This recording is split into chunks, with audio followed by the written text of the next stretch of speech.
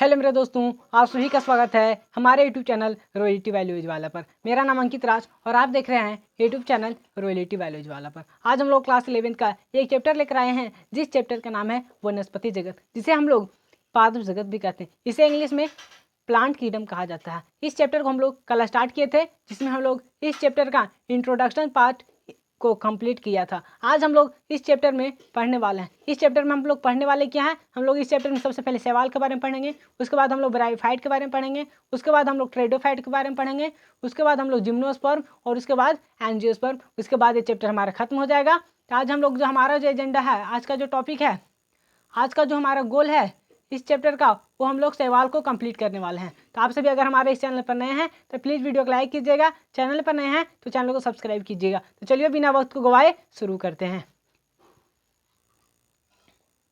हम लोग आज सवाल से स्टार्ट करने वाले हैं।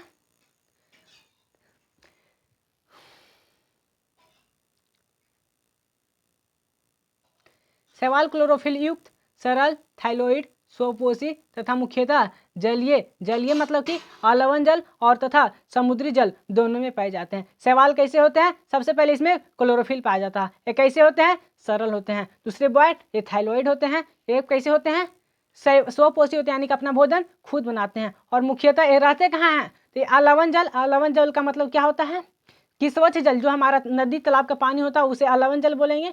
और समुद्री जल यानी कि जो समुद्र का पानी होता है उसे हम लोग लवणीय जल बोलते हैं। यानी कि दोनों प्रकार के जल में पाए जाते हैं। सवाल में क्लोरोफिल पाया जाता है, ये सरल हो सकते हैं और थाइलॉइड होते हैं, और ये मुख्यतः स्वपोषी होते हैं, यानी कि अपना भोजन खुद बनाते हैं।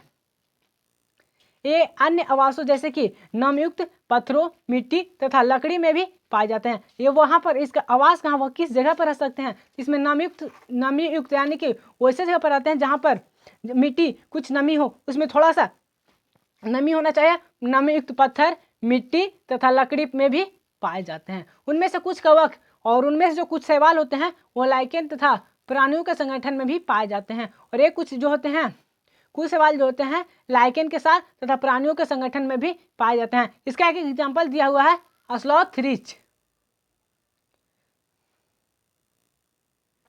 सवाल के माप तथा आकार में बहुत विभिन्नता होती है। इनकी जो आकार होती है और इनकी जो माप होती है वो बहुत सारे डाइवर्सिटी को दर्शाते हैं। ये क्लोनिक कुछ जो सवाल होते हैं वो क्लोनिक रूप में पाए जाते हैं। जो क्लोनिक रूप में पाए जाते हैं उसका एग्जाम्पल हम लोग आज रखेंगे। बॉल बॉक्स जो होते हैं उसे हम लोग कॉलोनिक रूप में कुछ पाए जाते हैं। कुछ तंतुमयी होते हैं, कुछ तंतुओं के रूप में पाए जाते हैं, जैसे कि इलोथ्रिक्स, अस्पायरोगारा। ये हमारा तंतुमयी होते हैं। कुछ के एग्जाम्पल है इलोथ्रिक्स और अस्पायरोगारा।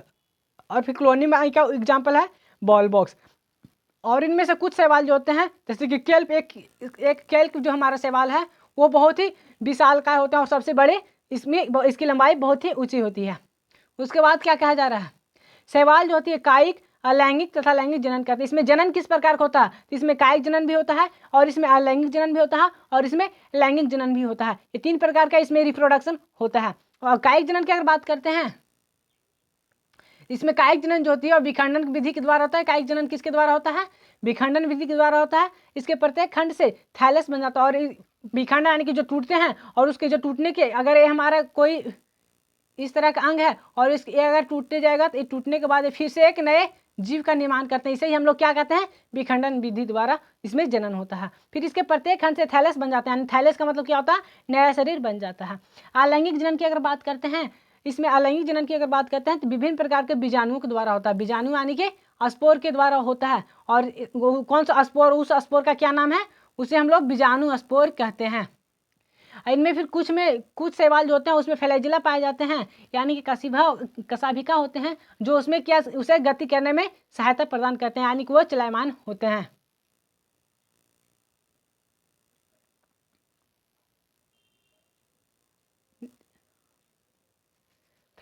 और ये चलायमान होते हैं।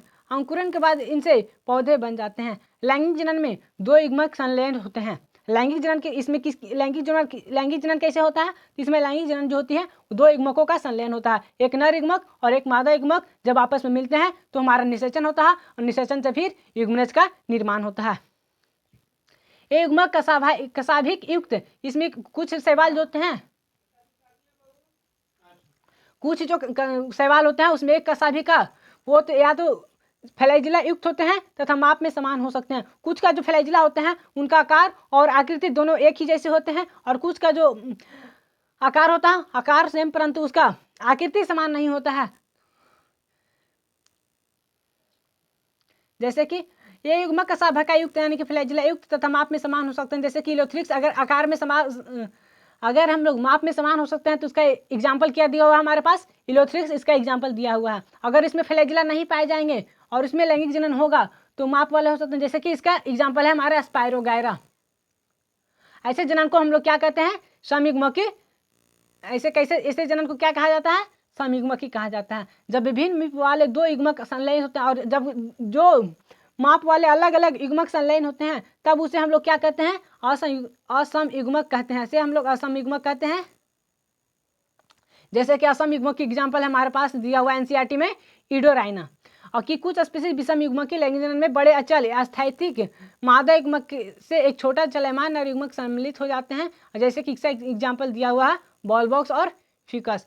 सवाल वर्ग तथा उनके महत्वपूर्ण गुणों का सारांश तालिका में दिया गया है। मनुष्य के लिए सवाल बहुत ही उपयोगी है। पृथ्वी पर प्रकाश संश्लेषण के दौरान कुछ स्थिरीकृत कार्बन डाइऑक्साइड का लगभग आधा भाग सवाल स्थिर कर सकते हैं। सवाल इतना इंपॉर्टेंट है कि जो हमारे इस दुनिया में जितने भी कार्बन डाइऑक्साइड होते हैं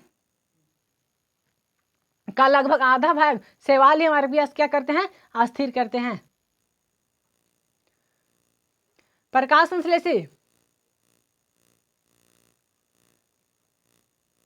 प्रकाश संश्लेषित जीव होने के कारण सवाल अपने आसपास के पर्यावरण में घुलित ऑक्सीजन का स्तर बढ़ा देते हैं। ये जो हमारे सवाल होते हैं वो प्रकाश संश्लेषण करते हैं। इसके कारण जो होती है सवाल अपने आसपास के जो पर्यावरण में घुलित ऑक्सीजन का स्तर को बढ़ा देते हैं। ये ऊर्जा के प्राथमिक उत्पादक होने के कारण बहुत महत्वपूर्ण है। और ऊर्जा का प्राथमिक उत्पादक किसे कहा जाता है, ऊर्जा के प्राथमिक उत्पादक हम लोग सवाल को ही कहते हैं।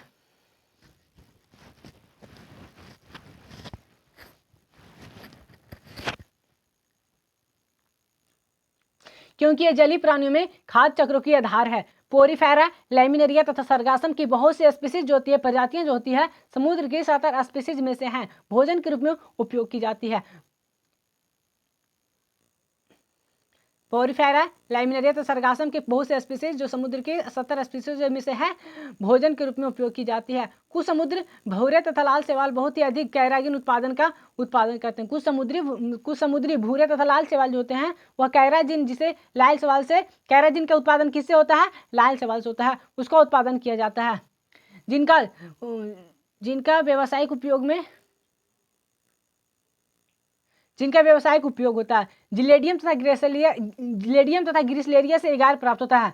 ये क्वेश्चन हमारा नीट एग्जाम में भी पूछा गया है। जिलेडियम तथा ग्रिसलेरिया से एगार किससे प्राप्त होता है, तो जिलेडियम तथा ग्रिसलेरिया से प्राप्त होता है, जिसका उपयोग सूक्ष्मजीवियों के संवर्धन में तथा आइसक्रीम और जेली बनाने में किया जाता है। इसका जो हमारा एगार का उपयोग कहाँ किया जाता है, आइसक्रीम तथा जेली बनाने में किया जाता है। किस चीज़ का उपयोग में किया जाता है, आइसक्रीम तथा जेली बनाने में किया जाता है। क्लोरेला तथा स्पाइरुलिना एक कोशिकीय शैवाल है। क्लोरेला तथा स्पाइरुलिना कैसी सवाल है, यह एक कोशिकीय सवाल है। इनमें प्रोटीन क्या होती है, प्रचुर मात्रा में पाया जाता है। और इसका उपयोग यहाँ तक कि इसका उपयोग जो होती है अंतरिक्ष यात्री भोजन के रूप में करते हैं। क्लोरेला तथा स्पाइरुलिना यह एक प्रकार का कोशिकीय शैवाल है। इसका उपयोग कौन करते हैं, अंतरिक्ष यात्री करते हैं, क्योंकि इसमें प्रोटीन सबसे ज्यादा प्रचुर मात्रा में पाया जाता है। क्लोरेला तथा स्पाइरुलिना एक कोशिकीय शैवाल है। इनमें प्रोटीन प्रचुर मात्रा में होता है। यहाँ तक कि इसका उपयोग अंतरिक्ष यात्री भी भोजन के रूप में करते हैं। शैवाल को 3 प्रमुख भागों में विभक्त किया गया है, क्लोरोफाइसी, फियोफाइसी तथा रोडोफाइसी। आज हम लोग क्लोरोफाइसी, फियोफाइसी और रोडोफाइसी को हम लोग नेक्स्ट वीडियो में पढ़ेंगे। अगर आप सभी को ये वीडियो आप लोगों को थोड़ा सा भी पसंद आया है तो प्लीज वीडियो को लाइक कीजिएगा, चैनल पर नए हैं तो चैनल को सब्सक्राइब कीजिएगा। मिलते हैं अगली वीडियो में, तब तक के लिए जय हिंद, जय भारत, वंदे मातरम।